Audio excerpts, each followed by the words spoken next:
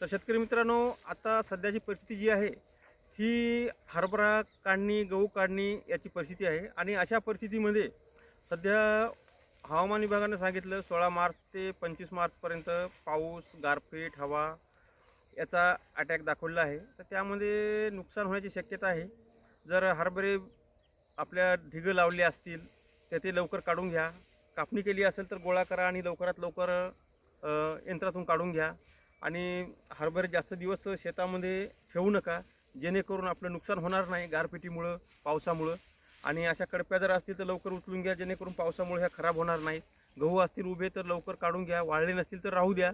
कारण जे हिरवे असतील गहू मागचे, कपाशीवरचे, तुरीवरचे, उसावरचे, तर ते राहणारच झाले, ते हिरवेच राहणार झाले. परंतु जे वाळलेले असतील, थोडेफार किंचित थोडा फरक असेल तर ते काढणी करून घ्या. नंतर त्याला आपण उन्हामध्ये वाळू घालता येते आणि त्याला यंत्रामधून पुन्हा काढता येते, जे छोटे यंत्र साफसफाईचं असते. तर अशा प्रकारे व्यवस्थापन करा, कारण पावसामध्ये गारपिटीमुळे आपलं नुकसान होणार नाही. आता सध्या आपले जे हरभरा आहे हा बघा कापून ठेवलेला आहे 2 दिवसापूर्वी, दाखवा इकडं अशा प्रकारे. आणि हे बघा, आणि इकडे बघा कशा प्रकारे ढीग लावणं चालू आहे आणि गठोडे आणणं चालू आहे अशा प्रकारे. आणि आपला ढीग लावून आपल्याला आजच्या यंत्रानं किंवा 2 दिवसात यंत्रानं काढणं भाग आहे. अन्यथा पावसामध्ये 16 मार्चपासून पावसामध्ये जर सापडला तर आपल्याला हा ढग झाकून ठेवावा लागेल. त्यामुळं पाऊस जर जास्त असेल, ताडपत्री उडाली, ढीग भिजू शकते. त्यामुळं नुकसान होण्यापेक्षा आपण लवकर घाई करून आपापल्या पिकाची काळजी घ्यावी.